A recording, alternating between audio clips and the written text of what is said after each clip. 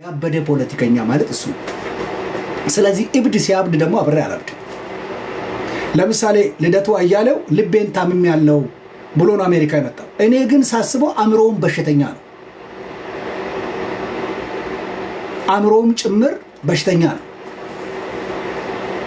ይሄም በሽተኛ ነው። ስለዚህ በሽተኛ ፖለቲከኛ እኔ ሳገኝ እያየሁት እየፎገርኩ ነው የሚሄደው እንጂ ከበሽተኛ ምንም አልጠብቅም። እኔ የምጠብቀው ከራዕይ ካለው ፖለቲከኛ ነው። አሁን ኦሮሚያ ውስጥ ለኦሮሞ ህዝብ ይጠቅማል እስቲ አዳምጥ ቢባል ኦነግን ነው የምሰማው። ኡመኒ ኦሮሞ ከነ ጎዳችሁ ቀባይ ብሎ የሚሉት አላቸው። ዲቴል ዶክትሪኑን ባላቀው ቢያንስ የሚሉት አላቸው። ይሄ ምን የሚለው ነገር አለ? አብይ እናቱ እንደዚህ ብላ እንጫጫል ብሎ እንደቆራ ምን መንጫጫት ፖለቲካ ነው? በቃ ጫጫታን አቁምና ትካለ ዘጋይድ የሆነ መንደርተኛ አንድ ሃይማኖት ስር ያለ አንድ ጎጠኛ አንድ ሃይማኖት ስር ያለ ማለት በዛው ብዙ ጊዜ ጀዋር መሐመድን የሃይማኖት ፖለቲከኛ ነው ብለዋል ብሎ ይላል። የሃይማኖት ፖለቲከኛም አይደለም። የሃይማኖት ፖለቲከኛ ከሆነ የእስልምና ልትለው የእስልምና ፖለቲከኛ አራማጅም አይደለም። የእስልምና ፖለቲከኛ አራማጅ ነው ብሎ ግርማ ቢያምን ኖሮ በሱ ስር ስልጤን አገኘው ነበር። የስልጤን ሙስሊም እሱ ጋር ማግኘት ነበረብኝ። የጉራጌን ሙስሊም እሱ ስር ማግኘት ነበረብኝ። የጎንደርን ሙስሊም እዛ ማግኘት ነበረብኝ። ሙስሊም የተማረ ሁሉ እዛ መገኘት ነበረበት። ግን አይደለም። የአንድ ጎጥ ኦሮሞ ጠል፣ የአንድ ጎጥ ክርስቲያን ጠል፣ የቱለማን ኦሮሞ ህዝብ እንደ ነፍጠኛ የሚቆጥር ሲፈልግ ፈርሶ ብሎ የሚሰድበው ሲፈልግ ጎበና ብሎ የሚሰድበው የአንድ የራሱን ጎሳ የሚጠላ ድሮም አሁንም አንድ ስርቢቶ ኮይንቱሬ ዋቅኒ ሮቤቱ ላይ ያሁሪ ጋራ ጭላሎ ወጅኛኔ ኡኔ ጀረና ማልታተን ማሎሚ ሴና ከይን ቀምና ሴና ከሲ ሀርአሌ ሴና ቶርቶራ ከሲ ሰኔ ሀርኪሴ ፊደ ጃራ ዲግደሜ ተቆፋር ሰው ከሃርቨርድ ዩኒቨርሲቲ ወጥቶ የቀና ጭንቅላት የለው እንዴት የበሰበሰ ጭንቅላት ይዞ ይወጣ? እንዴ በክት ጭንቅላት ይዞ ይወጣ? ብሎሃል ግርማ ብለ ቆርጠላ ከለትና እዚህ ካልጋሪ ነው ያለው እዚህ ነው ያለው። በፈለከኝ ሰዓት የፈለክበት ቦታ በድራሻ መጣልሃለሁ ወይ ትመጣልኛል። ፈለክበት ቦታ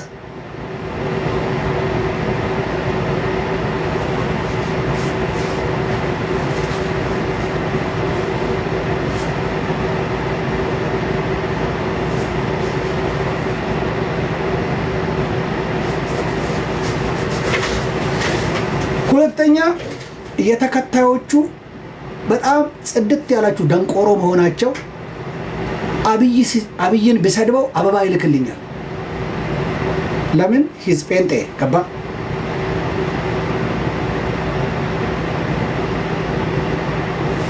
አብይ ፖለቲካውን ባልደግፈው ባለ ራዕይ ነውና ሰው የተነገረው ራዕይ ተዘጋጅቶበት ጠብቆ ራዕዩን ጨርሶ ራዕዩን ሲኖር I love it። ፖለቲካው ፍላጎቴን የህዝቤን ፍላጎት ያደርጋል፣ እሱ ሌላ ጉዳይ ነው። በራሱ ግል ግን ራዕዩን ለመሆን የፈለገውን በግልጽ ተናግሮ ተዘጋጅቶበት ተምሮበት ተዘጋጅቶ ጠብቆ ተለማምዶ ሆኗል አለቀ። ከልጅነቱ ጀምሮ ጫው ግዛ ሲባል ያልኩ ነው የሚለው። ለምን ንጉስ ነኝና በቃ ተለማመደው። ከልጅነቱ ጀምሮ እንደ ንጉስ ያስባል፣ እንደ ንጉስ ይወጣል፣ እንደ ንጉስ ይኖራል፣ እንደ ንጉስ ያወራል፣ እንደ ንጉስ ይማራል፣ እንደ ንጉስ ይጽፋል፣ እንደ ንጉስ ያዛል፣ እንደ ንጉስ ተዘጋጅቶ እንደ ንጉስ ይተኛል፣ እንደ ንጉስ ያስባል። እሱ ነው ያለው። እንቱን ተኝቶ በቃ እንዳሰበ ሆኖ ስልጣን ላይ ተቀምጦ ዛሬ ንጉስ ነኝ አለ። በቃ ሆነ ህልሙን ኖሮ። የሱ እናት ስትጠየቅ አንተ የአህያ ጠባቂ ትሆናለህ ብላ ያሳደገችው ይመስል ሙት እናቱን ይሄ ንጉስ ትሆናለህ ብላለች እያለኝ ነው። ይሄ ፖለቲካ አይደለም፣ ጥላቻ ነው።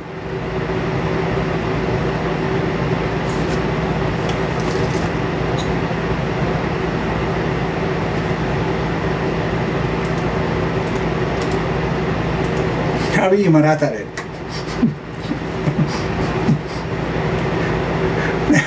እኔ ማራቱ ሳምቤኩ ኮዴኮ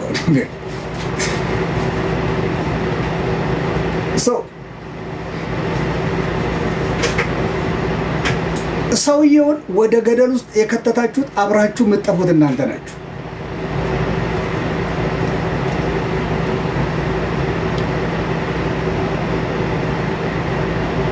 ሰው ወንድሜ ከሃርቨርድ ዩኒቨርሲቲ ወጥቶ የሰው ወረቀት አይሰርቅም።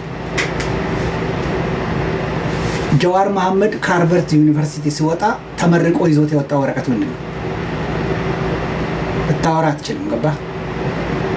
ኮንቬንሽን ሴንተር ላይ ከነስቄል ገብሳ ጋር ያቀረቡት ወረቀት የተሰረቀ የኦሮሞ ምሁራን 8 ዶክተሮች ቁጭ ብሎ የጻፉት ወረቀት የነ ዶክተር ሩንዳሳ ኢሼቴ የነ ዶክተር እነ ፕሮፌሰር አሰፋ ጃለታ ወረቀት ነው። ሌባ ነው። ሌባ ሀገር ላይ ቢወጣም ምርጥ የተሻለ ሌባ ይሆናል። በሌላ ቋንቋ የዛሬ 4 ዓመት ብርሃኑ ነጋ ስልጣን ቢይዝ ምን ያደርጋል የሚል ጥያቄ ቀርቦልኝ ነበር ኩሽ ሚዲያ ላይ። ኢትዮጵያን እንደ ሽንኩርት ቸርችሮ ይሸጣታል ብያለሁ። ለምን ስትል ምክንያቱ ከዚህ ጋር ይመሳሰላል። ይሄም እድሉን ቢያገኝ ቤተ መንግስቱን የጫት ቤት ያደርገዋል። አንድ ምድረ ክርስቲያን በካራ እንድታልቅ ያደርጋል፣ ይጨርሳል፣ ፈጃል። ሁለተኛ እግዚአብሔርንም አይፈራም፣ ሰውንም አይፈራም፣ ሰውንም አይሰማም፣ ምንም አይሰማም፣ በጭራሽ አይሰማም፣ ሰምቶም አያውቅም። ሰው ለማጥፋት ሰው ለመግደል ምንም ምዕራፍ ይሄዳል። የሃጫሉ ሁንዴሳ ገዳይ ነው ጀዋር መሐመድ። ንገሩት፣ ጀዋር ሲራጅ መሐመድ የሃጫሉ ሁንዴሳ ገዳይ ነው፣ ገዳይ ነው። ከቲፒኤልኤፍ ጋር ተመሳጥሮ ወንድማችንን የበላ ገዳይ ነው። ሚስጥሩን እድሉ ሲቀናን እስር ቤት የነበርክ ጊዜ ሐረቄ የምታስገባለት አካል ምን ብሎ እንደነገረን ያንን እንነግርሃለን። እሱ ብቻ አራዳ ቴሌፎን ሰጥቶ እስር ቤት የገባ ቀን አብረን እስር ቤት ነበርን። አብረን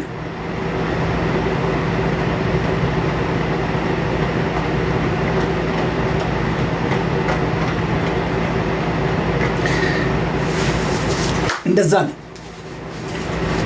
ስለዚህ ምድረ ገሞጂ ግሪሳ ሂድና እዛ ስትጫጫ ክረም አብረ ገደል ትገባለህ። ዳትሶ በሽተኛ አንተ ከተለው እኔ በሽተኛ ነኝ አላመልክልህ። That's it.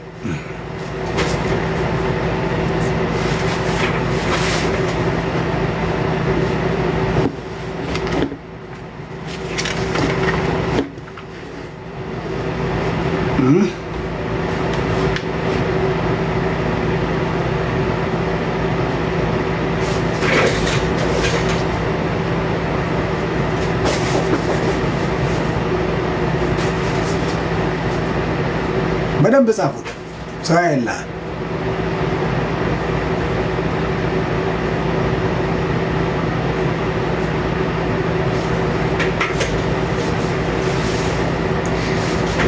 እኛ የምናውቀው መንግስት የሚሆን ሰው የአንድ ሚስት ባል፣ የቤተሰብ ታማኝ አስተዳዳሪ የሆነ ትራክ አለው መንግስት የሚኮንበት። ዝም ብለህ ሌላ ድንግል ስታገኝ እቺኛዋን አሰናብተህ እንደ ጀዋር መሐመድ እንደዛ አይነት ይሄ ሽርሙጥና ነው። እንደዛ አይነት ቤተ መንግስት አይገባም። ባለው ሰለሞን ሊሆን ነው የለም። ህግ አለው ወንድም፣ ህግ አለው። ሽመልስ ጀዋርን በጣም ይበልጠዋል። አንደኛ የፊሎሶፊ ሰው ነው ሽመልስ አብዲሳ፣ የፊሎሶፊ ሰው። ከእንደዚህ አይነት ሰው ጋር ብዙ እንትን አይል። ሽመልስ ይበልጠዋል። የፊሎሶፊን ጥቅም የሚያውቀው የፊሎሶፊ የተማረ ሰው ነው።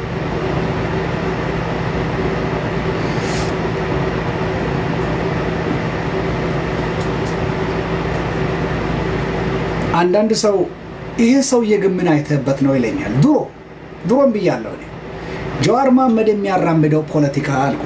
ፖለቲካ ጃ የራሱ የሆነ ስም አለው። ዋ ዊዝ ነች።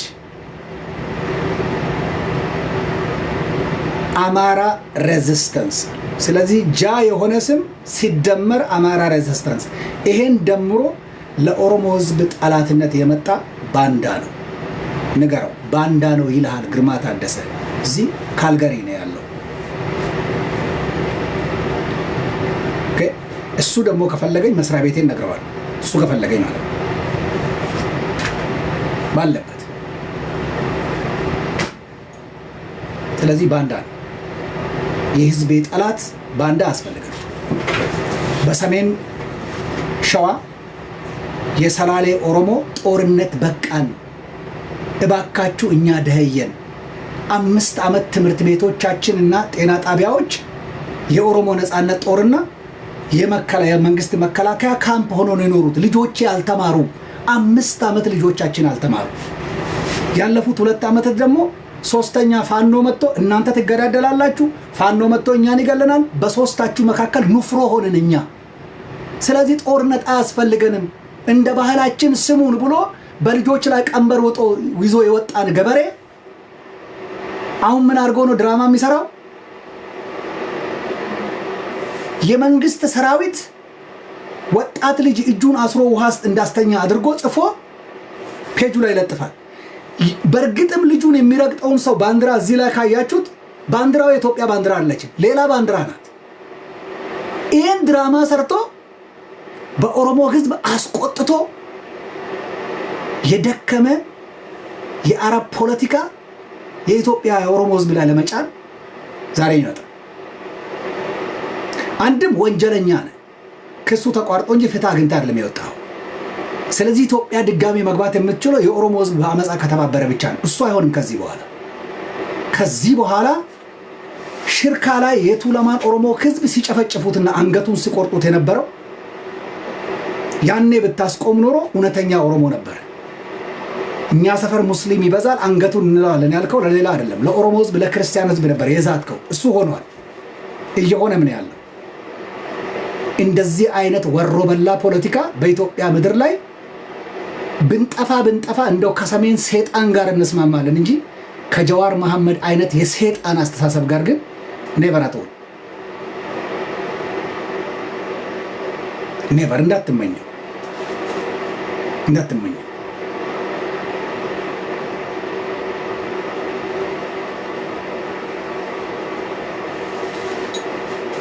በለስ ከቀና ጀዋር መሐመድ እንዳሰበው አርሲና ባሌን ቆርጬ ኦሮሞ ከፈቀደልን ማለት ነው ቆርጠንኛ ከሶማሌ ጋራ በሼሪያ እንተዳደራለን ብለዋል። እሱ ነው የሚፈልገው።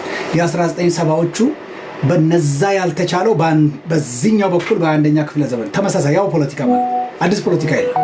ስለዚህ እሱም ፖለቲካ የሚፈልግ ካለ አብሮ ሄዳል። ያ ፖለቲካ የማይሆን ከሆነ ግን ይሄን ፖለቲካ ኢትዮጵያ የምንፈልግ አይመስለኝም። ይሄንን ደግሞ እያየን ዝም አንልምና ፖለቲካ ሀሳብ ከሆነ ሀሳቡ በብልጫነት ከመጣ ህዝብ ነው የሚጠቀመው። እኔ እጠቀማለሁ። የሀሳብ ተጠቃሚ ነው የምንሆነው።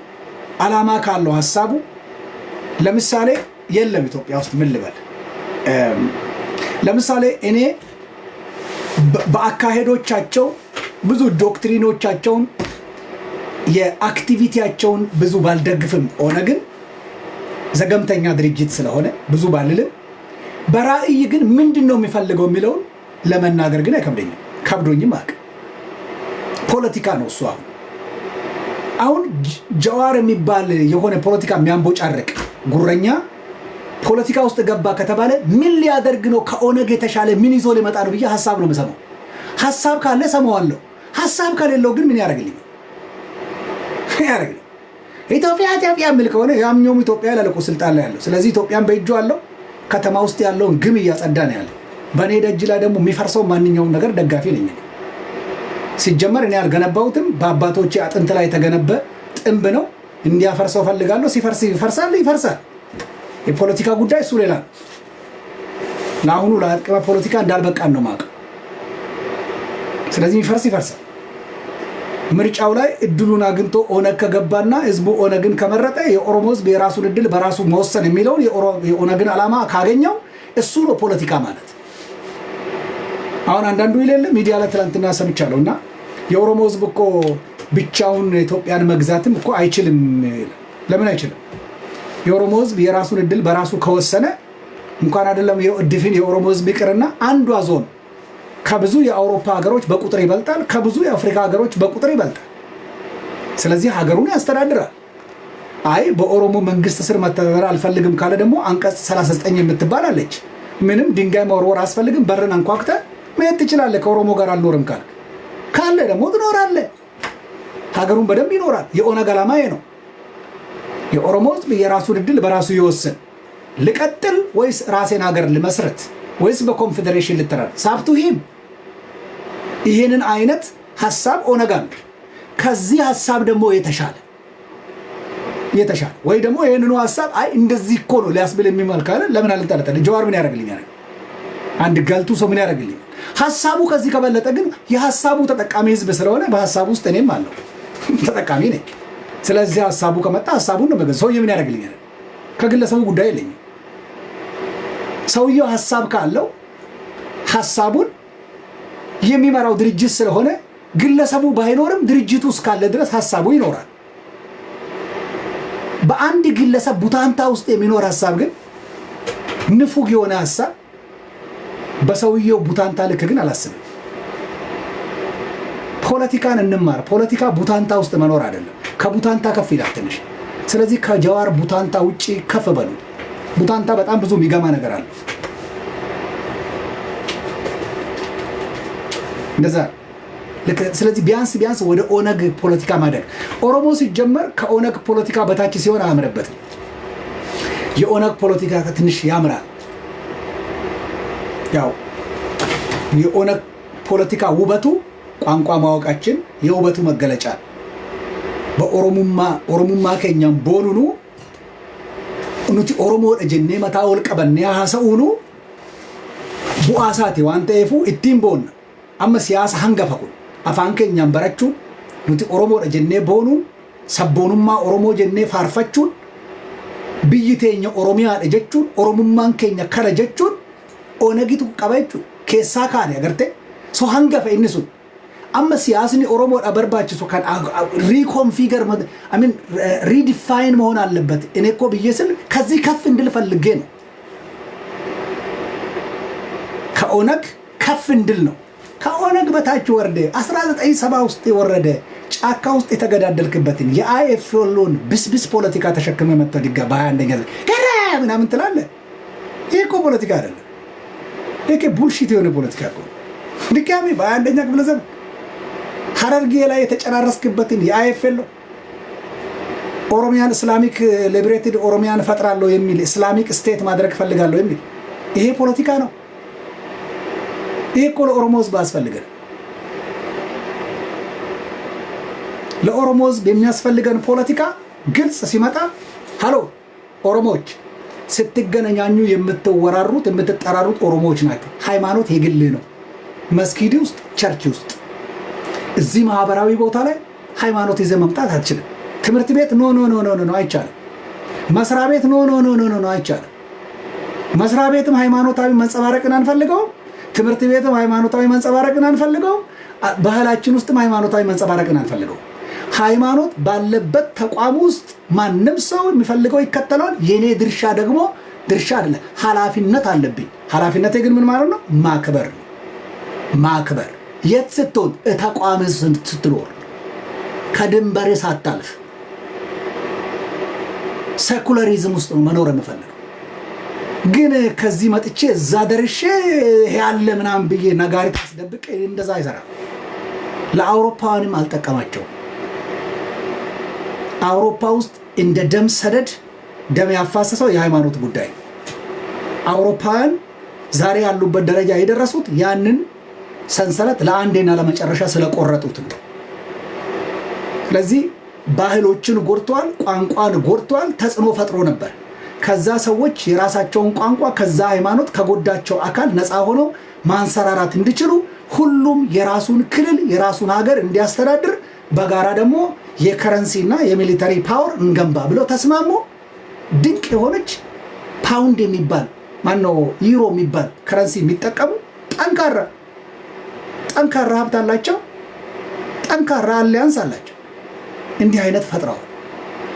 የጎዳቸው ሃይማኖት በማናቸውም ሀገር ላይ ከማናቸውም አይነት በላይ አይደለም፣ በታች ነው። ሀገሬ ውስጥም የትኛውም ሃይማኖት ከህዝብ አትበልጥም፣ ከህዝብ በታች ነው። ወደ ህዝብ ነው የመጣው ሃይማኖት እንጂ ህዝብ ወደዛ ሃይማኖት አልሄደም። ሃይማኖቱ ከመፈጠሩ በፊት ኢትዮጵያ ውስጥ የኖርን ህዝቦች ኢትዮጵያውያን ሆነን የኖር ነው። ሃይማኖቱ ሲመጣ እኛን የሚያባላን ከሆነ እሱ ሃይማኖት ሳይሆን ድራሹ መጥፋት አለበት። ከዛ ሀገር ላይ ጠላታችን ነው። ለነገሩ ሃይማኖቱ አይደለም ችግር ያለበት፣ ችግሩ ተቀባዩ ነው፣ አቀባበልህ ነው። ባህርን አክብረህ ማንነትን አክብረህ ሃይማኖቱን ብቻ መቀበል ሲገባል ሃይማኖቱንም ባህሉንም ቋንቋውንም አብረን ከይሁዳ ከአረብም ከግሪክም ይሄን አንድ ላይ ደባልቀን ጉሽ ሆነብን። በቃ መጠጥ ይሄኛውንም የጠጣ ሶስት አይነት ነገር ጠጥተን እንዴት አድርገን እንስማማለን?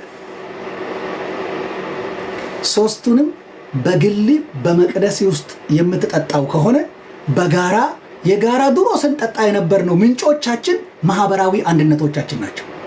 ዛሬ የጋራ ታሪክ መመስረት ያቃተን፣ ዛሬ በመጀመሪያ የጋራ ድንበር መከባበር ያቃተን ሃይማኖት ሲመጣ የጣሰው ድንበር ነበር። ሃይማኖት ያበላሸውን ድንበር መጠገን አቅቶን ነው የምንገዳደለው። ሁለተኛ ሃይማኖት ታሪክ አጥፍቷል፣ ታሪክ አጣሟል። ሃይማኖት ያጣመመውን ታሪክ ማቅናት አቅቶን ነው የምንገዳደለው። ሶስተኛ ሃይማኖት ሀብት ይቀማ ነበር። ሃይማኖት በመቀማት የጀመረውን አለመቀማማትን ማስተካከል አቅቶን ነው ዛሬ መስማማት ያቃተን። ውሸት ከሆነ እባካችሁ ኢትዮጵያውያን ሶስቱም ነገሮች ስህተት ነው በሉ፣ እኔ ይቅርታ ጠይቃቸዋለሁ።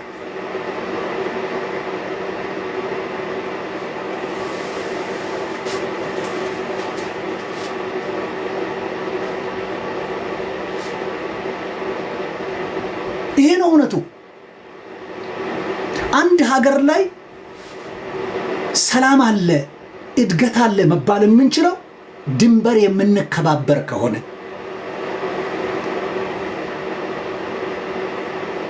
የጋራ ታሪክ ያለን እንደሆን፣ እኩልነት ወይም ፍትሃዊ የኢኮኖሚ ተጠቃሚነት ያለን እንደሆን ድንበራችን አይደፈርም። ትልቁ ድንበራችን አይደፈርም። ምክንያቱም ኔሴሲቲስ የሚሉ ነገሮች እዚህ በትልቁ ቦርደር ውስጥ ስላሉ ማለት ነው።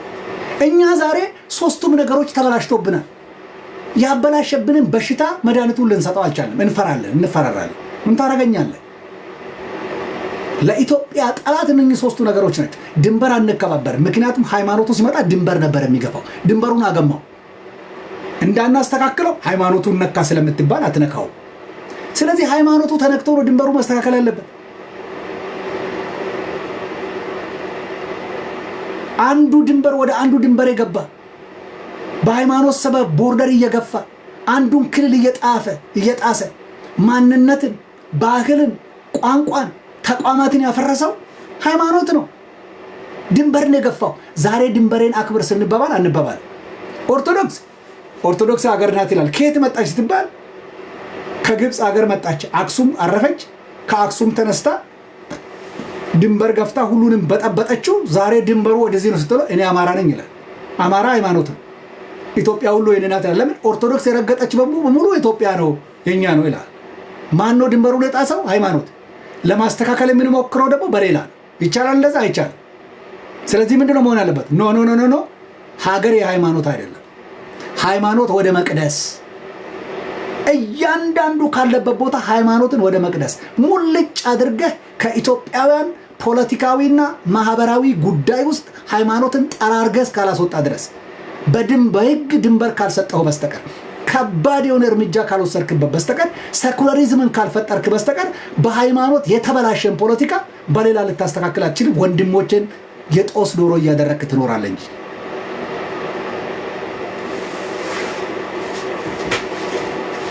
አየ የኦርቶዶክስ አትበል ከብት ይለኛል። ኦርቶዶክስ ነው እሱ ራሱ ከብት ነው። አሁን እስላም ካልኩ እስላም አትበል ከብት ይለኛል እሱ። አየ ሁለቱም እንደዚህ ናቸው። ጴንጤም አትበል ይለኛል። ያመጡ ይዋለች ሰሞኑን ምን አለች? አንድ ጴንጤ ደግሞ ወጣም የቶሎሳ ጉዲና ቁራጭ እኛ በአንድ ሲኖዶስ ውስጥ ባለመኖር ያቃተን በኦሮሞም አንድ መሆን አንችልም አለች። ኦሮሞ አንድ የሚሆንላት ለሷ ምን ሲሆን ነው? ሲኖዶስ ውስጥ ስንገባላት ነው። በአንድ ሲኖዶስ ውስጥ መኖር ከቻል ሁላችንም መካነ ኢየሱስ ከሆንን ማለት ማለቷን ሁላችን መካነ ኢየሱስ ከሆንላት እዛ አንድ ሲኖዶስ ስር ከተቆለልን ችግር የለውም። ዲኖሚኔሽኖቹ ቢበዙ ግን አንድ ሲኖዶስ ውስጥ ከተጠቀለልንላት ኦኬ በቃ ኦሮሞ አንድ ይሆንላታል ለሷ። ያኛውም የሆነ ሲኖዶስ አይሉም በአንድ መጅሊስ ነው ሌላ ነው። እሱም እዛ ቆርቆሮስ ሊከተኝ ይፈልጋል። ይሄም ሲኖዶስ የሚባል ቆርቆሮስ ሊከተኝ ይፈልጋል። ይሄም የኦርቶዶክስ ሲኖዶስ፣ ሶስቱም የሆነ ሲኖዶስ የሚባል ኩባያ አስቀምጠዋል። የኢትዮጵያ ሕዝብ እዛ ኩባያ ስር እንድንገባ እዛ ውስጥ ቁጭ ብለህ ከኔ ጋር አትስማማ። እኔም ከዚህ ተኩሳለሁ፣ አንተም ከዛ ትተኩሳለህ። እዛው ነው ይረግመኛል፣ እዚህ ሆኜ ይረግመዋለሁ። እንዲሁ ኝኝኝ እንደ መስከረም ዝናብ የማበራ እያልክ ትቀጥላለህ እንጂ ጠብ የሚል የለም። የኦሮሞ ፖለቲካ ድሮም ብያለሁ፣ ስሙ ተከትሎ ገደል ይባላል። 1970 ተነሳ፣ የሆነን አካል ተከተለ፣ ገደል ገባ፣ አልደረሰም። 90ዎቹ 80ዎቹ ውስጥ ተነሳ፣ ተከተለ፣ ገደል ገባ። 90ዎቹ ውስጥ መጣ፣ ተከተለ፣ ገደል ገባ። እስካሁን ድረስ እንደ አርሰናል ክለብ ወረቀት ላይ ሲታየው ጠንካራ ይመስላል። በብዛቱ ነው ጠንካራ ነው፣ ግን ዋንጫ ጋር አይደርስም፣ አይበላም፣ ግብ አይመታም። ለምን? ተከትሎ ገደል ነው። ለምን ብትል አንደኛ ራእይ አይመራው።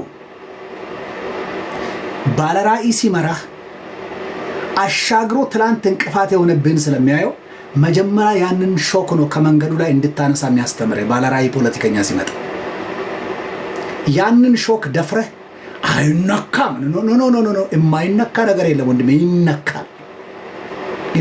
እስልምናም ይነካል፣ ያኛውም ይነካል። ከትምህርት ቤት ወጥቶ ወደ መስጊድ፣ ከትምህርት ቤት ወጥቶ ወደ መቅደስ፣ ከትምህርት ቤት ወጥቶ ወደ ቸርች፣ ወደ ገዳም ይገባል፣ ይነካል። ይህንን ማንነካ ከሆነ ሰላም አታገኝ። ይነካል፣ አይነካም ይላል። ይነካል። በደንብ ተነግሮኝ እምቢ ካልክ አፍንጫን ከትናጋ ተይዘህ የደርግ ህግ የሚያስፈልገው ለዚህ ተቀጥቀጠ ትገባታል። እምቢ ካልክ የጊዜ ጉዳይ። በለስ ቢቀናኝ ኢትዮጵያ ውስጥ እንደዚህ አይነት አጫፋሪ ሰብስቤ በሾክ ነው ገርፌ ማስገባው፣ ገርፌ። ከዛ በኋላ ዲሞክራሲ ምን እንደሆነ ትማራል።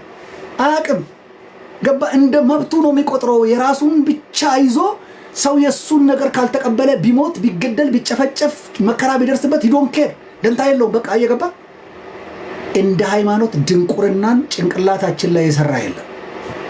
ለዚህ ነው ሶስቱን ነገር ማከም ያቃተ። ድንበር እንዳንከባበር ሃይማኖት ትላንት ያበላሸውን ድንበር ዛሬ እኔና እናንተ ማስተካከል አልቻልንም። ድንበር ከተከባበር ጎረቤት መሆን እንችላለን። ጤነኛ ጎረቤት በታሪክ ላይ ብንግባባ ጓደኛ ማቾች መሆን እንችል ነበር።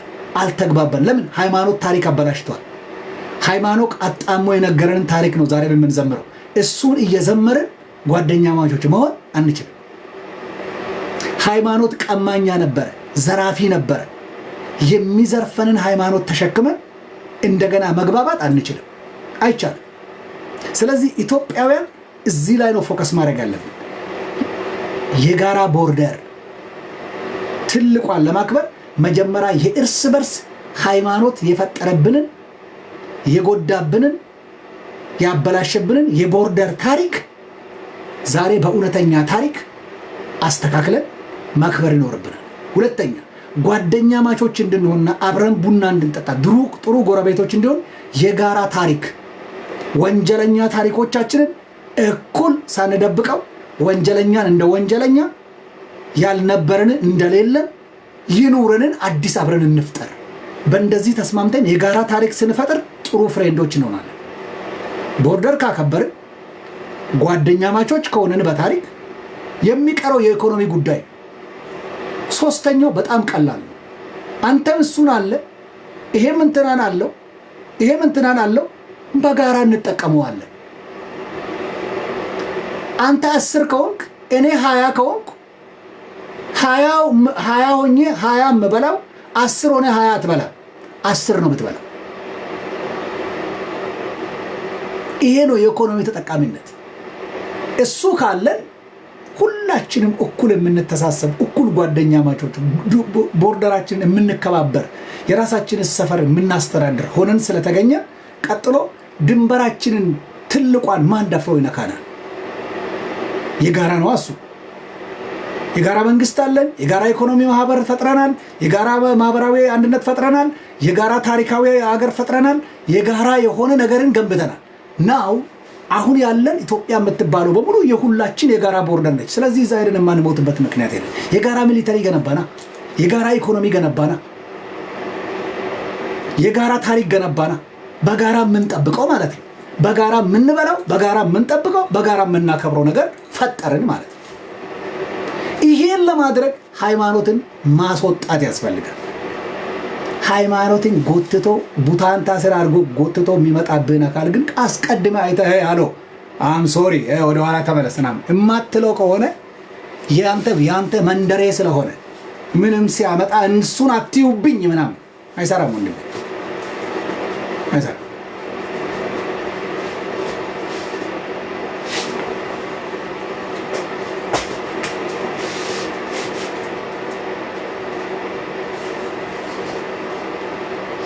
በቃ ቢመችም ባይመችም ቢስማማ ባይስማማ እሱ ነው ወንድሜ የሚያዋጣው ነው። ይሄም ነው የሚያሸንፈው። ውሸት ደባ ለተወሰነ ጊዜ ብዙ ሊንጫጫ ይችላል። ብዙ ነገር ይንጫጫል። ያው ክፋት መንጫጫቱ አመሉ ነው፣ ግን ይሸነፋል አደ እንደው ተደ ምክንያቱም እውነት ስለማያሸንፈው ማለት ውሸት ታሪክ ውሸት ነው እንጂ እውነት አይደለም። አንድ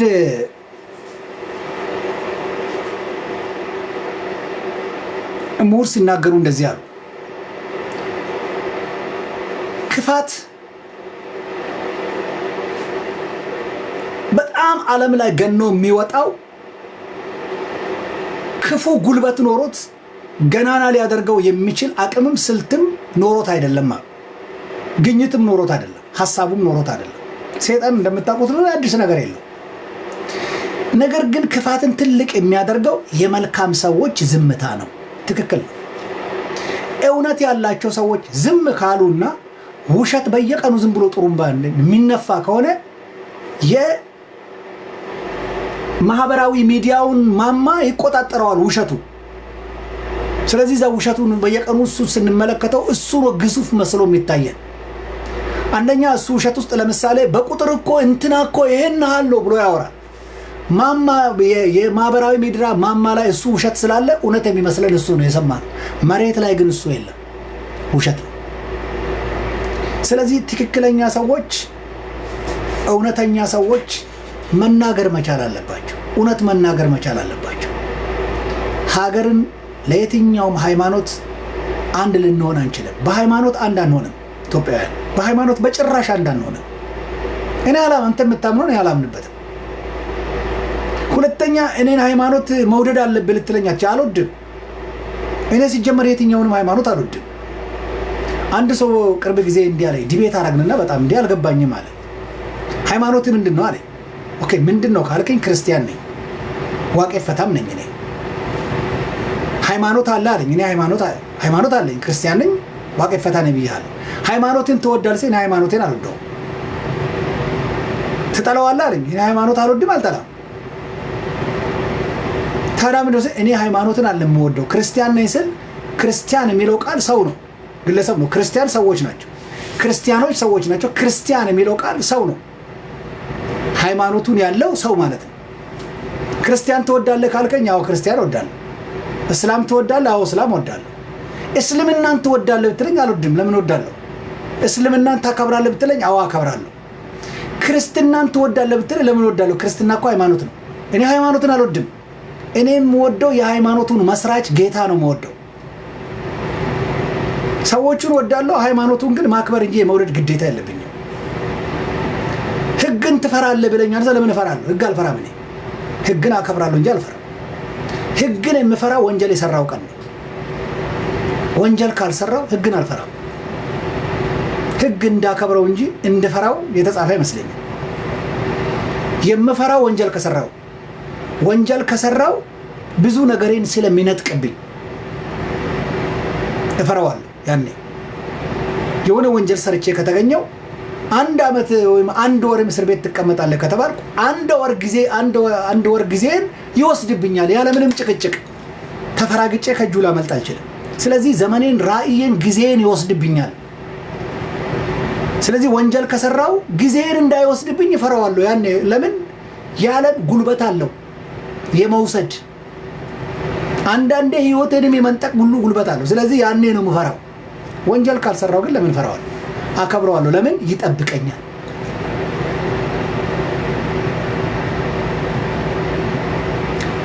ፖሊስ መንገድ ላይ ሳይ አሃ የኔን ጠባቂ ኢንስቲትዩሽን ተሸክሞ መንገድ ላይ የሚሄዱ ተቋማት ናቸው፣ የተቋም ኤጀንሲ ናቸው። ለኔ አንድ የህግ አስከባሪ አካል ካየው የተቋም ኤጀንሲ ነው ብዬ ነው ማከብረው። ተቋሙ ኤግዚስት እያደረገ ያለው ተቋሙ ስራውን እየተገበረ ያለው በኤጀንሲው በኩል ነው። ስለዚህ ኤጀንሲውን ነው የማከብረው። እኔ ኢትዮጵያ በነበርኩ ጊዜ የምነዳው መኪና ጀርባ ውስጥ ውሃ ከምሬያለሁ። በተለይ አዳማ አካባቢ መንገዱ ክፍት ነው። ይሄ ከአንዱ መንገድ ወደ አንድ መንገድ ሽፍት የሚታረጉበት ቦታ ፖሊሶች ሰብስበው ይቆማል። መንገዱን አቋርጬ እጄ መካከላቸው ቆማል። ዞር ምናምን ስሉ ከምጅርቱ ጂን ጀረና ቢሻን በርባዱ ነው የምላቸው።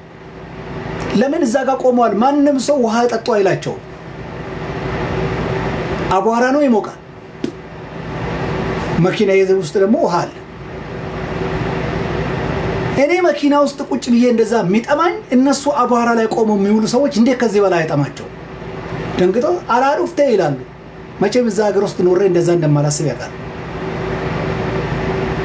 የትም ሀገር ልሂድ መንገድ ላይ ሰው ቆሞ እጅ ስለምን ካገኘ ውሃ ትፈልጋለሽ፣ ውሃ ትፈልጋላችሁ ሰጥቼ ነው የምሄደው። ቦታ ካለ ሊፍት ሰጥቼ ነው የምሄደው። ቸግሮት ነው መንገድ ላይ ያለው። ደግነት ለራስ ነው ሆነህ ነው። ስለዚህ እነዚህን የህግ ሰዎች ለምንድን ነው ውሃ የምሰጣቸው? አሃ እነኚህ ሰዎች ኤጀንሲ ናቸው። የሆነ ኢንስቲትዩሽን አለ ስርዓት እንዲያስከብሩ ዩኒፎርም አስለብሶ መንገድ ላይ ያቆማቸው። ዩኒፎርሙ ያስለበሳቸው ኢንስቲትዩሽን ኤጀንሲ ናቸው እነዚህ ፖሊሶች። ስለዚህ ኤጀንሲ ደግሞ ሰው ነው፣ ይርበዋል፣ ይጠመዋል። እንደማንኛውም ሰው ከሰው ጋር መኖር ይፈልጋሉ። አውሬ አድርጋቸው በዱላ ሲጀልጥ ጣት መቀሰር አይደለም፣ ወዳጅ አድርገው ወዳጅ ይሆናል። ስለዚህ ፖሊስ ደህንነቴን የሚጠብቅ ሰላሜን የሚጠብቅ ሀብቴን የሚጠብቅ ኢንስቲትዩሽን ኤጀንሲዎች ናቸው። ደስ ይሉኛል ሳያቸው። ይሄ ነው ወንጀል የሰራው ቀን ባላዩኝ ነው የምለው። ለምን በዛን ቀን እንደዛ መወዳቸው የሆነ ጊዜ ሶሪ ግርማ እንዲያደርጋል ካለኝ ምንም ነገር ሳላወራ እጄን ሸብ አድርጎ ቀጥታ ሄዶ ነው የሚከተኝ። ስለዚህ ህግን አከብረዋለሁ እንጂ አልፈራውም። ሴምቲንግ ሃይማኖትን አከብረዋለሁ እንጂ አልወደውምም አልፈራውም። የራሴን ሃይማኖት ትወዳለህ ይለኛል። ሃይማኖት አልወድም። እኔ የምወደው የሃይማኖቴ መስራችና ፈጣሪ እሱ ነው። እሱን ብቻ ነው የምወደው። that's it። እሱ እኔ ነኝ።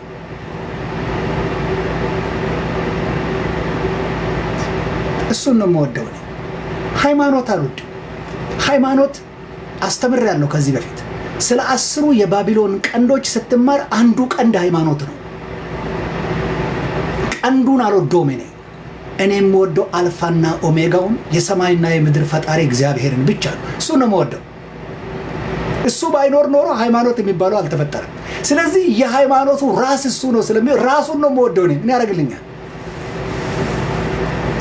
አንድ ጊዜ ትዝ ይለኛል ቸርች ውስጥ ሰዎች ለምናምናፍ ለምን ጸልዩ ለእንትን ጸልዩ ለእንትን ጸልዩ ለእንትን ጸልዩ ይባላልና ትዝ ይለኛል አዳማ አማኑኤል ቸርች ለትዳር ጸልዩ እነዚህ ወጥ ሲሉ ቁጭ ብዬ ቀረው። አይ ትንንሾችም ተንበርከኩና ጸልዩ ምናምን ሲባል አንድ ነገር ገብቶኛል። ይሄ ምናልባት ብዙዎቻችሁን በሃይማኖት አይከተልም። በትስሚ የኔ እይታ ነው፣ የኔ እምነት። በምድር ላይ ስለ መኪናም ስለምንም ነገር ነው ማልጸልየው። እኔ ጸልዬም አላቅምም አልጸልይምም። በምድር ላይ ምንም ነገር እንዲሰጠኝ ጠይቄ አላቅም። ጸሎቱም አይመጣልኝም። የራሴን ከንፈር አፍረዋለሁ። ለምንድን ነው ካልከኝ ወንድሜ እኔ እናንተ ቤት ብመጣ ቁጭ ብዬ ግባ ብላችሁ ካስገባችሁኝ በኋላ ፊት ለፊቴ ላይ እንጀራ ብታቀርቡልኝ እንጀራው ሌመት ላይ እንዳለ አይቻለሁ። ኦኬ እንጀራ ካየው ቀጥሎ ወይ ጫው በጥብጣችሁ ልታመጡ ትችላላችሁ፣ ወይ ሽሮ በጥብጥም ሊሆን ይችላል። ምንም ይሁን ብቻ የሆነ ነገር ማባያ ታመጣላችሁ። ደረቅ እንጀራ ካየው ወጡን መልክ ነው የማላውቀው እንጂ ወጡ እንዳለ ግን አውቃለሁ። ጎመን ይሁን ሽሮ ስጋ ይሁን ምን አላውቀው መልኩ እደግመዋለሁ። this is very important this is very important this is biblical። እንጀራውን ፊት ለፊቴ ካቀረብክልኝ ቀጥሎ ወጡን ሳታመጣ እንጀራውን መቼም ቆርጬ አልበላው። እናንተ ትበላላችሁ እንዴ? ሰው እንጀራ ቀርቦላችሁ ማን ነው ደረቅ እንጀራ ቆርጦ የሚበላ ከእናንተ መካከል? ዝም ብሎ ደረቅ እንጀራ ምን ትበላለህ? አትበላ። ስለዚህ እንጀራ ካመጡ እንጀራውን ያመጣ አካል ቀጥሎ ምን ያመጣል? ወጥ ያመጣልሃል። ሚጥሚጣም ቢሆን ያመጣልሃል። ቢጠፋ ጨው በጥብጦ ያመጣልሃል። ይሄ በቃ ግልጽ ነው። ይሄንን ካወቅ እኔ ያነበብኩት መጽሐፍ ቅዱስ የህይወት እንጀራ እኔ ነኝ ነው የምለው። ዋናውን እንጀራ እሱን አግኝቼ ለሚጨመር ወጥ ተንበርክኬ እንድጸልይ ትፈልጋል? መጀራሽ መጽሐፉ እኔ እንደ መጽሐፍ ቅዱስ ምርጥ የሆነ ጂፒኤስ በህይወት ዘመን አይቻላል። ምርጥ ጂፒኤስ የማያምታታ የህይወት እንጀራ እኔ ነኝ ካለ በኋላ ሌላ ቦታ ምንድነው የሚለው? በረከት ይከተላችኋል አለ። ፈልጉት አይልም የሚለው መጽሐፉ። አስቀድማችሁ የእግዚአብሔርን መንግስት ጽድቁን ፈልጉ ነው። ስለዚህ የጽድቁን መንገድ ነው መፈለግ። የጽድቁ መንገድ ካንተ የሚጠበቀው 24 ሰዓት ለእግዚአብሔር ቃል ህግ መታዘዝ ብቻ ነው። 24 ሰዓት ኑር ለሱ። ጽድቁን ፈልግ ነው የተባለው። ሌላ ሁሉ ምን ይደረጋል? በሌላ ቋንቋ በረከት ታርጋ አለው። ታርጋ ፈልጎ ነው የሚመጣው። አዛዡ እግዚአብሔር እንጂ አንተ አይደለም። አንተ ስራ መስራት ነው።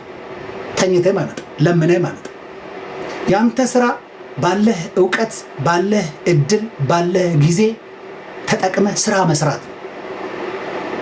በረከት አድራሻ ተሰጥቶታል። ይከተላችኋል ተብሏል። ስለዚህ እኔ ልከተለው ብሄድ በጸሎት ተንበርከከ ግርማ ፈልገው ብትለኝ ምን እያልኩ ነው? እየፈለኩት ነው። ስለዚህ እየፈለኩ ወደ እሱ መሄድ ከሆነ እሱ ጀርባዬን ነው የምፈልገው። ቁጥሩ ያለው ጀርባዬን እሱ ጀርባዬን ፍለጋ ሲሸሸኝ እኔም ሳባረረው በዘመኔ ሁሉ ሳላገኘው ተላልፈልኝ ነው። ስለዚህ አልፈልገው። እንጀራውን ስላለኝ ወጡ መቴ ይሰጣል ካሉ አስተናጋጁ በወደደው ሰዓት ወጡ ይደርሰኛል። ስለዚህ ሃይማኖትም አልወድም፣ ምንም አልወድም። እኔም ወደው የሃይማኖቱን ራስ ጂፒኤሱን አስተካክሎ የሰጠኝ እሱን ነው የምወደው። ዶክተር ሃይማኖቱ ይቅርብ በቃ ስበክ።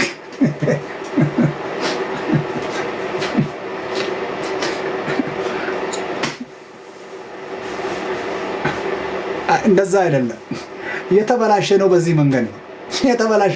ቅድም ያልኩትን ያልሰማችሁ በድንበር አንስማማው፣ ድንበር አናከብርም። ድንበር የማንስማማው መጀመሪያ ድንበር የተበላሸው በሃይማኖት ነው። ለዛ ነው ሃይማኖት ያበላሻቸውን ነገሮች በሌላ ነገር ማስተካከል አንችልም። በታሪክ አንስማማው።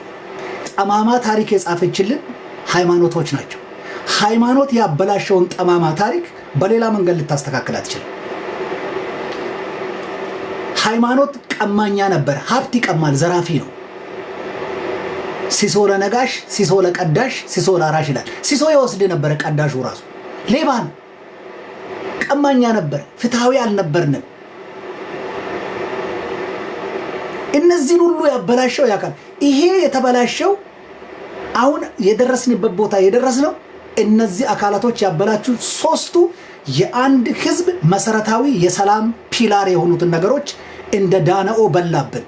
የተበላ ሚስጥ ሆነብን። ማን ነው? ዛፍ ሆነብን። ከስር የሆነ ሚስጥ የሆነ ነገር ስሩን ሲበላ እነዚህ ናቸው የተበሉት። ሶስቱ በተበላበት ሁኔታ እንዴት አድርገ ነበር? ዲፊካልት ሶ ለዛ ነው። ለማንኛውም ስለ ሃይማኖት ሰርተን ሃይማኖት ተነካ ብሎ ኢትዮጵያ ውስጥ ለሚጮው ሰዎች በደንብ አድርጌ ለሰብረለት ነው። ሃይማኖት የተነካ ይነካል። ድብን ተደርጎ ነው የሚነካው። የማይነካ ነገር የለም። እንኳን ትላንት የተፈጠረ ሃይማኖት ይቅርና ገና 2000 3000 ያልሞላው ሃይማኖት ይቅርና አልፋና ኦሜጋ የእግዚአብሔር ልጅ ኢየሱስ መስቀል ላይ ተነክቷል። ታውቃለህ? ተነክቷል። መጽሐፍ ቅዱስ ስለሱ ሲናገር ዓለማት ሁሉ በሱ ተገጣጠሙ ነው የሚለው። አንተ ሳትኖር ሁሉም ካለመኖር ወደ መኖር ያመጣው ተተፍቶበታል፣ ተገርፏል፣ ቀሚሱ ተቀዳዷል። አንተ ምስሎንክ ነው የማትነካው። ተቋም ይፈርሳል በግሬደር ሁሉ። ተረጋጋ። እንዲህ ምነግርህ እንድትረጋጋ ነው። አይነካም ብትል ይነካል። የማይነካው እግዚአብሔር ብቻ፣ የማይነካው አላህ ብቻ። እሱ አይነካም። እሱን አትዳፈረው። ሃይማኖት ተብሎ ሰዎች ምድር ላይ ያቆሙትን ዶክትሪን ያበጁለት፣ የዛ ዶክትሪን የተበጀለት ሰዎች ናቸው ያበጁት። የሰዎቹ የፈጣሪዎቹ የሃይማኖት ፈጣሪዎቹ ሰዎች ዋና የበላይ እሱ ነው። አንድ ኢትዮጵያ ውስጥ አየው አንድ ነብይ ዘይት ሲሸጡ ዘይት ላይ ምን አለው ለሰዎቹ ሲያቀርቡ አየውና ዘይቷ ላይ የሰውየው ፎቶ አለበት። አኖይንቲንግ ኦይል ይላል። አኖይንቲንግ ኦይል ብሎ እላው ላይ ያለው ስዕል ማን ነው? የሰውየው ስዕል ነው። ምን እንዳስታወሰኝ ታውቃላችሁ? እንዴት ሃይማኖት ኢትዮጵያን ህዝብ ደንቆሮ እንዳደረገን እኮ። ቸርች ውስጥ እንደዛ እኮ ተሰባበኩም እኮ ስለምትተኮራረፉ ስለምትበላሉ እንደዚህ እኮ አይነገርም። እኔ ጋር መተሰብ ያለው ስዕል የነብዩ ስዕል ነው።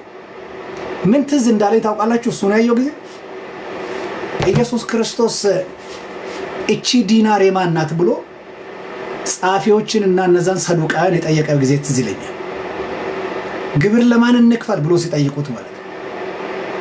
ግብር ለሚገባው ግብሩ አላቸውና ለኔም ድርሻ ከአሳ ነባሪ አምጡልኝ ብሎ አለና ሰጡት። 1 ሳንቲም ሰጡና ይሄ ነገር የማን ነው አላቸው። ይሄ ዲናር የማን ነው ስላቸው ዲናሩ ላይ ያለው ፎቶ የማን ነው ያላቸው። ይሄ ማን ነው? የዚህ ሳንቲም ባለቤት ማን ነው? እግዚአብሔር አይደለም። የዚህ ሳንቲም ባለቤት ቄሳር ነው አሉት። በሉ እንግዲህ ቄሳርን ለቄሳር የእግዚአብሔርን ለእግዚአብሔር። በሌላ ቋንቋ ምን ማለት እንደሆነ ታውቃለህ? ሳንቲሙን የሰራው ቄሳር ነው፣ ባለቤቱ ቄሳር ነው። የቄሳርን ለቄሳር ስጡ፣ እናንተን የሰራው ግን እግዚአብሔር ነው። የእግዚአብሔርን ለእግዚአብሔር፣ ራሳችሁን ለእግዚአብሔር ስጡ፣ ሳንቲሙን ለቄሳር ነው ያላቸው። አልገባቸውም። እንደዚህ ያለ ደናቁርት የሆኑት ኢትዮጵያ ውስጥ ነው ያለ ነው። ድንቁርና እንደዚህ ነው እኛ ላይ ያለው። ለዛ ነው ነገሮችን በማስተዋል እንወቅ ለማለት ፈልጌ ነው ወዳጆች። ስለዚህ ሃይማኖት ይነካ ሃይማኖት አልነካውም። እኔ ከነካ ከመሰለ ደግሞ ይነካል፣ ምንም አይደለም። እንዲም አብራርቼልህ ሃይማኖትን የነካው ከመሰለ አብረ ገደል ልትገባ ትችላለህ። ይነካል። ግርማን ምንድነው የሚጠበቅበት ካል ከኔ ምንም የማመቻመቸው አንድ ግዴታ አለብኝ። ሃይማኖትን የማክበር ግዴታ አለብኝ። የማክበር ምንም ይሁን ምን አባ ጨፌሙ አደበይሙ ድንጋይሙ ሰይጣን እባብም አምልክ አይ ዶንት ኬር። እኔ አይደለሁም ምድንበት። ምን አገባኝ? አንተ ከወደድክ የኔ ድርሻ አንተ የወደድከው ለአንተ ማክበር ብቻ ነው። አልወደውም እንኳን ያንተን የኔንም አልወደውም። ሃይማኖት አልወድም እኔ። ሃይማኖት ቀንድ ነው። ልክ እንደ ገንዘብ የኃጢአት ሁሉ ስር ነው። ሃይማኖት ምክንያት፣ ገንዘብ፣ እነዚህ ዓለምን ያተራመሱ የምድራችን ጠላቶች ናቸው። አጠቃቀሙን ካላወቅበት። ስለዚህ ሃይማኖትን እንወቀው። አጠቃቀሙን ካወቅን ጥሩ ነው።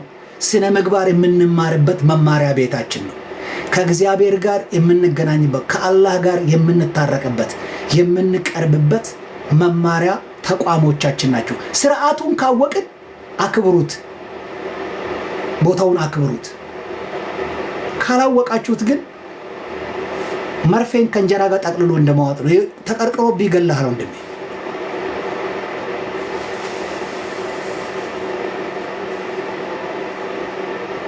ያ ልክ ነው። የሚገዳደል ትውልድ ፈጥራው ይሉናል እኮ። ፍቅር በእኛ ጊዜ ድሮ ቀረ እኮ ይሉናል። ተቸገርን እኮ እንዲህ ብለን እኮ ስለማንጠይቅ ነው ወዳጅ። ፍቅር ድሮ ቀረ ሲል እንዴ ድሮ የቀረው ፍቅር የቱ ጋር ነው የቀረው ብላ አንጠይቆም እኮ። እኔ ተወልጄ በህይወቴ ሳቅ በጥይት ሲገዳደሉ ነው የማውቀው። ድሮ የት ጥለውት እንደመጡ አላውቅም። ያልሰጡኝን ከኔ ይፈልጋሉ። ያልሰጠኝን ኬት አመጣልሃል? እኔ በኢትዮጵያ ታሪክ የማውቀው የሚገዳደል፣ የሚሰራረቅ፣ የሚጨካከን፣ የሚሰዳደብ ይሄን ነው የማውቀው። የቁጭ ብሎ ይሰድበኛል። አንዱንም ያልሰደብኳችሁ ግን ይሰድበኛል እዚህ ቁጭ ብሎ። ይሄን ከኔ ያመጣል፣ ዘርፈን ያመጣል፣ የወረስነው። ስለዚህ ድሮ ቀረ ለሚሉን ሰዎች መጠየቅ አለብን።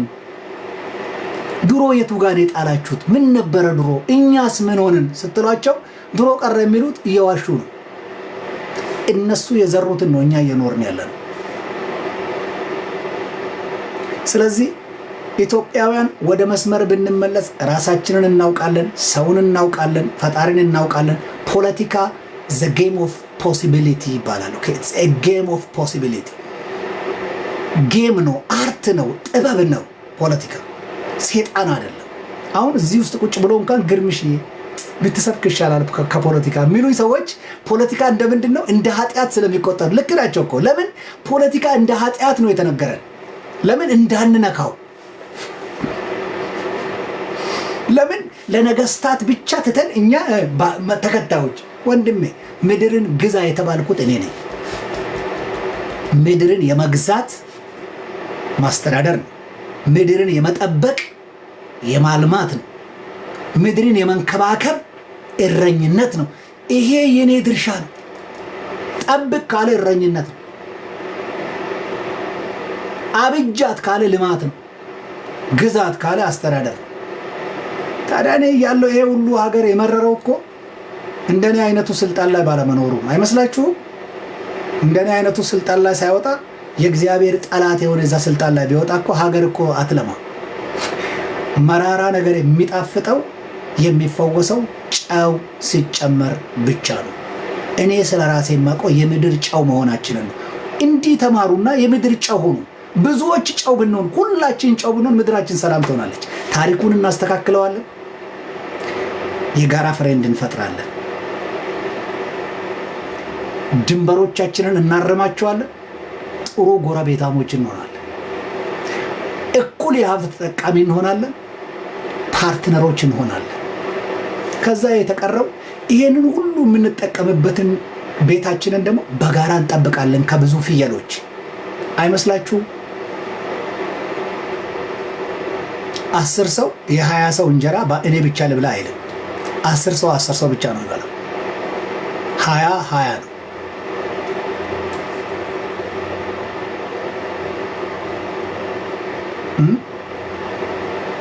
እንደዛ አይመስላችሁ? እንደዚህ ነው። ምኑ ነው የሳር ቤቱ ደግሞ?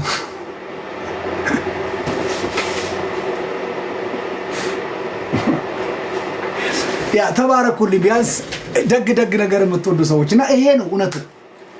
ስለዚህ ለምድር አሁን ፈረንጆች ሲጸልዩ እዚህ ሀገር እስቲ በእግሮቻችን ቆም ምናምን የሚባል የለም አይሉም ፈረንጆች። ኢትዮጵያ ብቻ ነው የሚባለው። ለምንድን ነው? አስተምሮ በሙሉ ከሆነ ምድራዊ እንትን ነገር ጋር ሰፉንና ያንን ላለመልቀቅ የፖለቲካ ፍላጎቶቻችንን በእኛ ሊሰሩ አሰሩን። ከዛ የምንዘምረው መዝሙር ወጋለው፣ ወጥራለው፣ አበላትን በቃ ሁሉ ነገር ወደ ጎን ነው፣ ወደ ላይ የለም። ስለዚህ እሱ ደግሞ ሞራል ይፈልጋል። መንፈስ አይደለም የሚፈልገው፣ ሞራል ነው የሚፈልገው፣ ጉልበት እና የሆነ ደግሞ የሚገፋ ክሪክ ይፈልጋል። እና ሙዚቃ ሲል የሚያንቀሳቀስ ሞራል ምን ነቅነቅ የሚያደርግ ምናምን ያስፈልጋል። እስክስታም ምናምን ይፈልጋል። ለዛ ነው ጭፈራ ያለ። ፈረንጅ ሀገር ላይ ዘማሪው ብቻ ቆሞ ነው የሚዘምረው። ሰው መቼ እንደቆመ አይታወቅም። ዝማሬው ከዚህ ከወንድም ጋር ወደ ጎን ላይ ችግር የለውም። የግድ ተቃውሞ አያስፈልገውም። the more you begin praising him, the more you magnify his praise, his presence, the more you far away from the enemy. ባከበርከው ቁጥር ባከበርክበት ቦታ እግዚአብሔር ይገኛል። ህልውና ይገኛል። ህልውና ባለበት ሰይጣን ካንተ ጋር ምን ያደርጋል ብያለሁ። ኢዮብ ምዕራፍ 3 ቁጥር 8 ሄዳችሁ አንብቡበት። ሰይጣን ስለሆነ እናንተ ጋር ነው የሚያገናኘን ነገር አለ። ኢትዮጵያውያን ከሰይጣን ጋር ወዳጅ ሆነን እየኖርን ነው። ለምን የሚያገናኘን አለ? ቦርደር አገናኝቶናል። በቦርደር ጉዳይ ሃይማኖት በጠበጠውና ከሰይጣን ጋር አስተሳሰረን። ስለዚህ የሰይጣን ስራ ነው የምንሰራው በቦርደር ምክንያት። አንድ ሃይማኖት የውሸት ታሪክ ጻፈልንና በመስቀል በምን አድርጎ ሰጠን። በቃ ገባንበት። ኦኬ አስተሳሰረን። በኪዳን ታሰርን ከክፋት ጋር በታሪኩ በኩል። ስለዚህ ዘጋ ቆመናል፣ ታስረናል፣ አልተፋታንም። በሀብት በቅሚያ ኦኬ እጃችን ላይ ያለው መጽሐፍ ሀብታሙ ባለጸጋው ድሃውን ሲቀማው እግዚአብሔር ሲበቀለው እያነበብን ኢትዮጵያ ውስጥ ያለን ታሪክ ሃይማኖቶች የሰሩልን ታሪክ ግን ጉልበት ያለው ድሃውን እንዲቀማ የሚያበረታታ ነው። ስለዚህ በዚህም ከሰይጣን ጋር ተዛምደናል። ስለዚህ ሰይጣን ሌዋታን የሚባለው አውሬ ኢትዮጵያን በየቀኑ የሚያተራምሰው ስለተገናኘን ነው። ድልድዩ አብረው ነው ያለን። በቃ ሁሉም ጓዳ ገብቶ ሁሉም ሌባ። ለዚህ ነው ቅድም ብያለሁ፣ ኢትዮጵያ ውስጥ ፍንፍኔ አካባቢ የቱለማን ኦሮሞ መሬት የወሰዳችሁ በሙሉ ሌቦች ናችሁ። እንደውም ጠቅላይ ሚኒስትሩን በዛ ውስጥ ገብቶ ሌባ እኮ የምጫወትበትን መሬት ወስጄ ነው እኔም የሰራሁበት። እንዴ ሌባ ልትጠብቅልን እንጂ ለምን መሬቱን ትቀማናለህ ያልኩት ለዛ። ስለዚህ መሬቱን ልትጠብቅልህ ሲገባ አንተ ራስህ ከነሱ ተባብረ የቀምተህን ከሆነ አንተም ሌባ ሆናል ማለት። ስለዚህ ሁላችን ምን ሆነን ሌባ እና ኢትዮጵያን የታምራት ኃይሌ መዝሙር ሰምታችሁ ማትመለሱ ከሆነ አንድ ዘፈን ደግሞ አለ። በመዝሙርም ቢካላችሁ በዘፈን ምን ይላል ዘፈኑ? ምጣድሽም ዜሮ አኬምባሮሽ ዜሮ፣ ፀሐይሽም ጨረቃሽም ምስራቅ ምዕራብሽም ሰሜን ደቡብሽም መሃልሽም ዜሮ ነው። በዜሮ ላይ ዜሮ ስታሰፊ ዜሮ፣ አክምባሎም ዜሮ ነው፣ ስከኝ ዜሮ።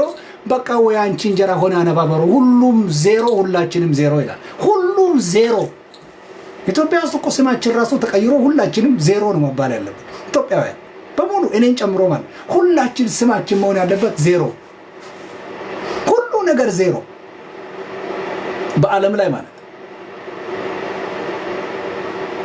በዜማ አልችልም።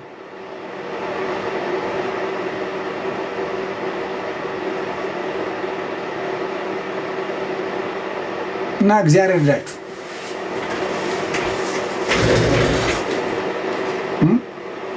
እንደዛ ነው ወዳጆቼ። ቴንክ ዩ ሶ ማች።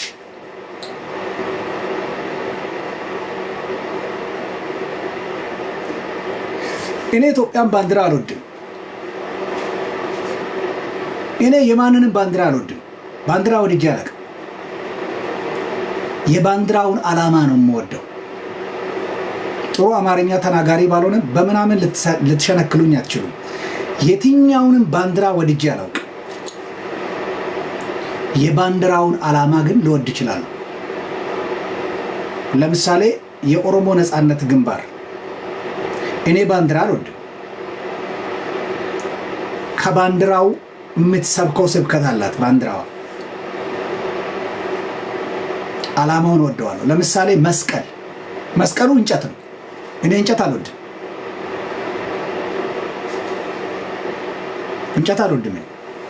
እንጨት የመውደድ አባዜ የለብኝም። ብረትም አልወድም፣ እንጨትም አልወድም፣ ድንጋይም አልወድም፣ ስዕል አልወድም። እኔ የምወደው የተንጠለጠለበትን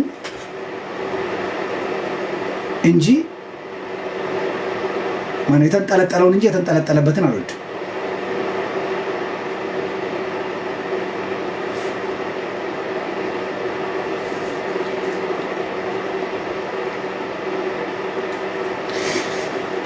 እኔ ዲያብሎስ ከሆንኩኝ አዋቂ ነኝ ማለት ነው።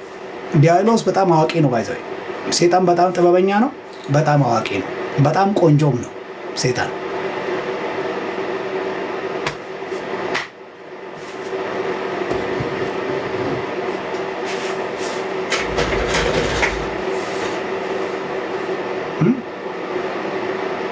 ዲያብሎስ በጣም ቆንጆ ነው፣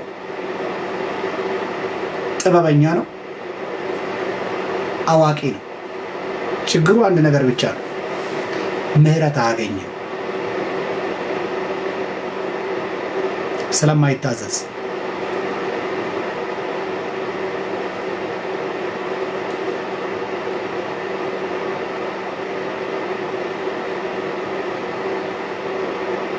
ያ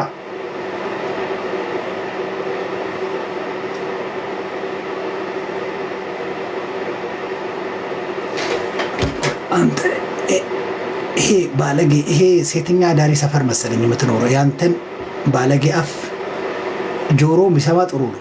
ጆሮ ይስማ። አንድ ቀን ድንገት ሽንት ቤት ስትሄድ ከውስጥ ጮሆ ይወጣል። በሽንት በላብ ምናምን ይወጣል። አፍን ብቻ ሰብሰብ አድርገው ስማው።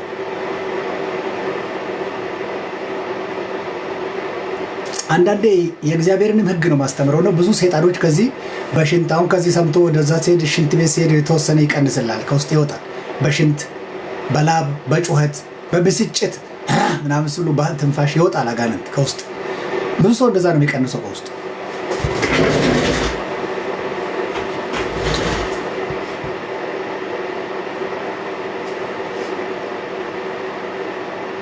በዚህ እውቀትህ ጥሩ ነገር ብትሰራ ጥሩ ነበር። ለዚህ ነው ዲያብሎስ ያልኩ። ኦኬ አይ ዲያብሎስ ጥሩ ነገር መስራት አይችልም። ተሳስተሃል። አሁን መንፈሳዊ ልታደርገው ነበረ ጥሩ መካሪ ለመምሰል። ዲያብሎስ ጥሩ ነገር አይሰራም ወንድሜ።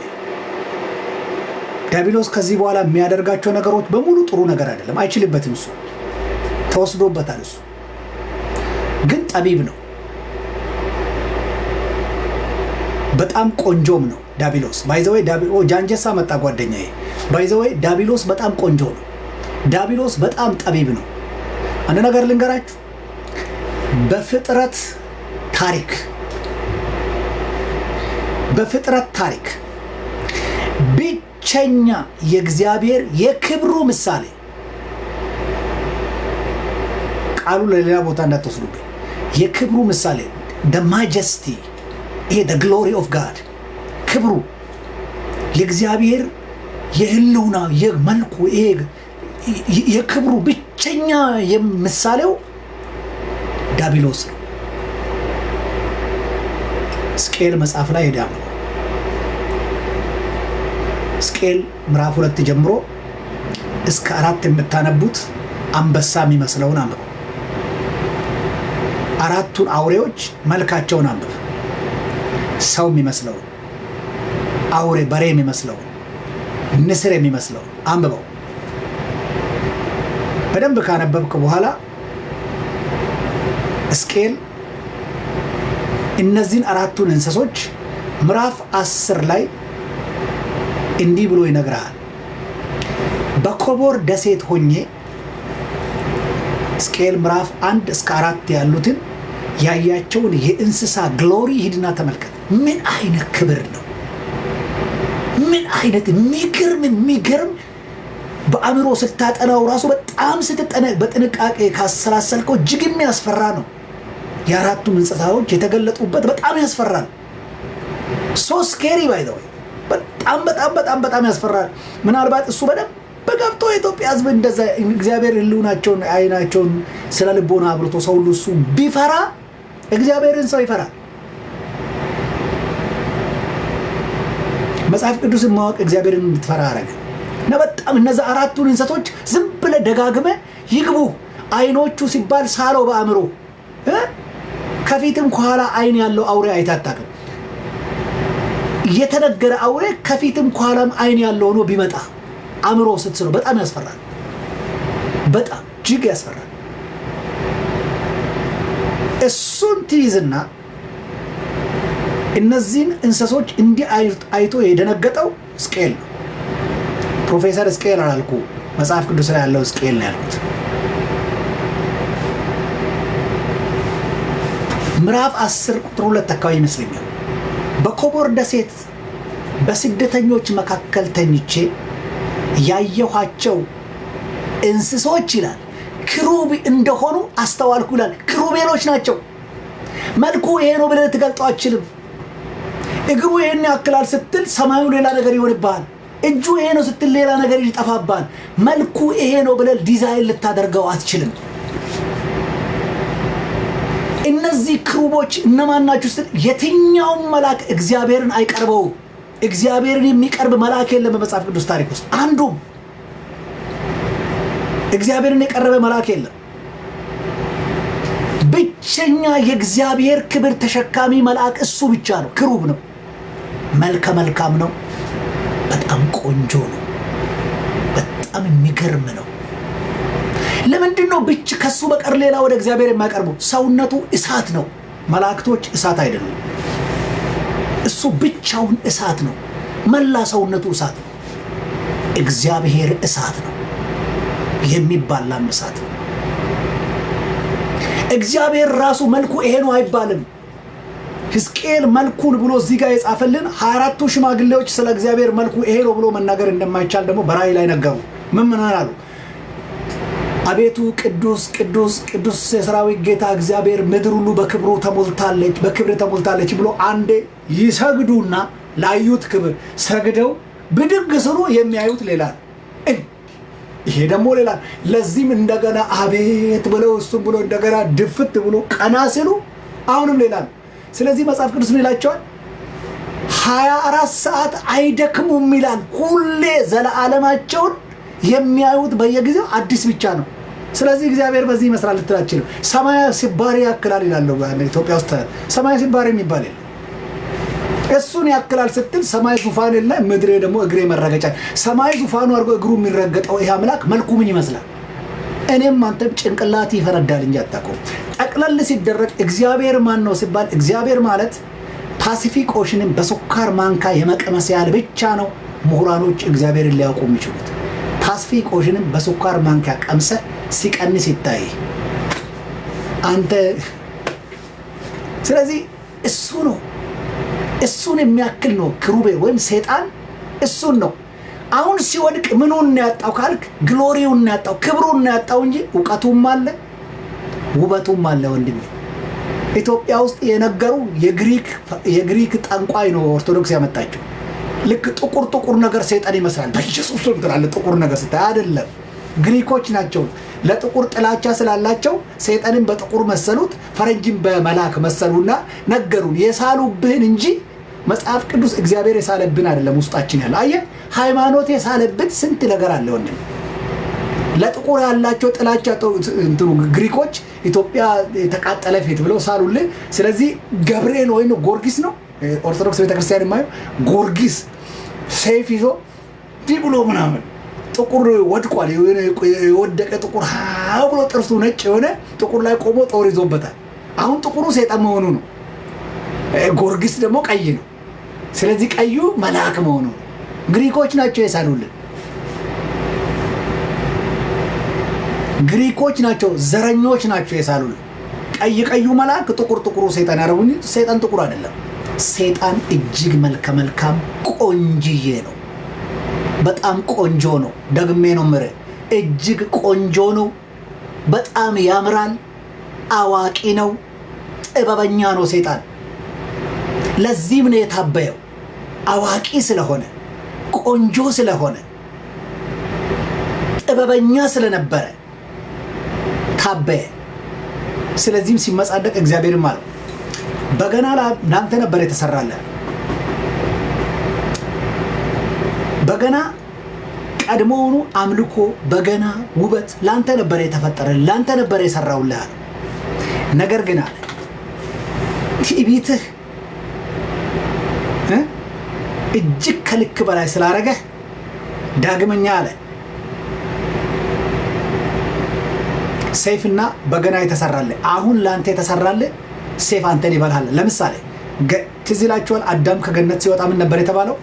አዳምም ወደ ገነት እንዳይመለስ ይላል። ከሚስቱ ጋር ከገነት ካስወጣ በኋላ ቅጠል አገልድሞለት አዳምን ከህይወት ገነት ካስወጣ በኋላ አዳምም ወደ ገነት እንዳይመለስ የምትገለባበጥም ነበልባል ሰይፍ በክሩብ እጅ የነበረችዋል በገነት ላይ አቆመው ይላል። ከክሩብ ጋር ማነው እሱ? እሳት ያለውን ሰይፍ በእጁ የሚይዘው ክሩቤል ነው። ሰይፍ የክሩቤል ነው። ውበት የክሩቤል ነው። ሙዚቃ የክሩቤል ነበር። አምልኮ የሱ ነበር። ብቸኛ የእግዚአብሔር ዙፋን ተሸካሚ ፍጥረት፣ ብቸኛ በእሳትነቱ እግዚአብሔርን የሚመስል ፍጥረት ክሩቤል። ሕዝቅኤል 28 ላይ በውስጥ ያለው እሳት ካንተ ውስጥ በወጣች በላች የሚለዋል። ስለዚህ እሱ ውስጥ ያጣው ምንድነው? ያ እግዚአብሔርን ይመስልበት የነበረው እሳት ከውስጡ ወጣ፣ እሱም በላው። ስለዚህ ክብሩን ያጣው እንጂ ውበቱን አላጣ። ክብሩን ያጣው እንጂ ጥበቡን አላጣ። ክብሩን ያጣው እንጂ ዕውቀቱን አላጣ። ስለዚህ ሰይጣን ነህ ስትለኝ ቆንጆ ነህ እያልከኝ ነው። ጥበበኛ ነህ እያልከኝ ነው። አዋቂ ነህ እያልከኝ ነው። በሌላ ደግሞ አትታዘዝም እያልከኝ ነው። በቃ ይሄ ነው የሰይጣን ትርጉም። ስለዚህ ቆንጆ ነህ ካልከኝ ለምን እናደድብሃለሁ? አዋቂ ነህ እያልከኝ ለምን እናደድብሃለሁ? ጥበበኛ ነህ እንደ ሰይጣን እያልከኝ ሰይጣን ማለት ይሄ ሞኝ አይደለም። ሰይጣን ግሪኮች ናቸው ሞኝ እንደሆነ ነገሩ። ሰይጣን ብልጥ ነው።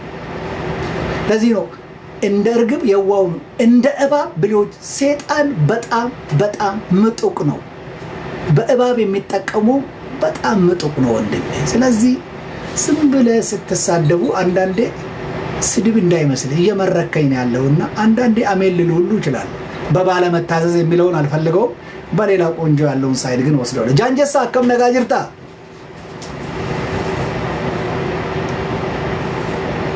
ዛሬ ፖለቲካ እንጅሩ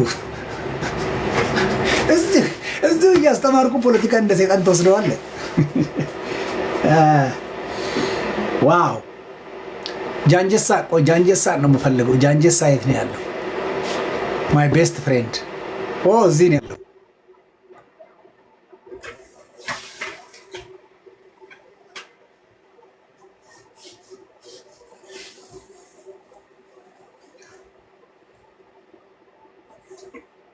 ይኸውልህ አንዱ ሞኝ እዚሁ ሰምቶ ማን ነው ሰይጣንን ጅል ያለው? ጅሉ ይለኛል። እዚህ ተቆጥቶ ኢትዮጵያዊ ለሁሉ ነገር ችኩል ነው።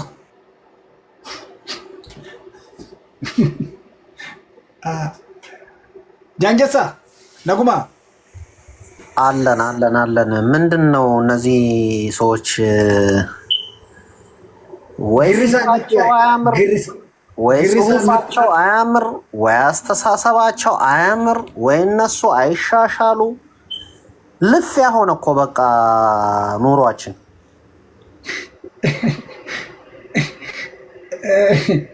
መስመር ስተን እኮ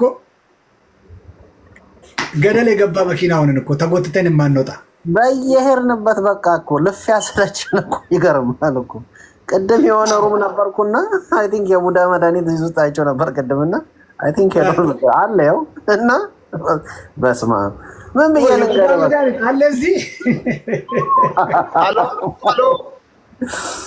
ቪቫ በገና ጋንዶ ተጎታል አሎ ቪቫ እንዴት ናችሁ? ሰላም ናችሁ? ፈያ ናችሁ? ፈያነን ሰላም ነን አለን። ደጋ ፈያ ሆናችሁ አምላክ ይመስገን ሁላችንም አለን። ጃንጀሳ እንዴት ነው? ደህና ነህ? ምን እኮ ዶክተር እኮ ይገርማል እኮ ሰይጣን ቆንጆ ነው እያለ እኮ ቆንጆች እንድንጠላ ላይ ያደረገን እኮ ሰይጣንማ ቆንጆ ነው። አታውቅም እስከ ዛሬ እንዴ? ተቃለዳለህ አንተ። በአፈ ታሪክ እኮ ነው እዚህ የደረስነው እኮ በትምህርት መስሎ ነው።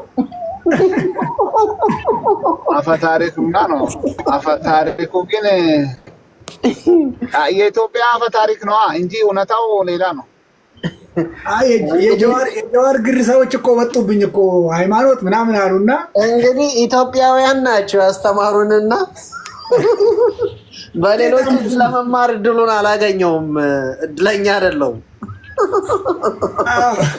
ዳቢሎስ ነው ሲሉኝ ዳቢሎስ እኔ የምናደድ መስራቸው። ቆይ እኔ አንድ ጥያቄ አለኝ ዶክተር፣ አንድ ጥያቄ አለኝ። እሺ ግን የምችለውን እየራራህልኝ አደረ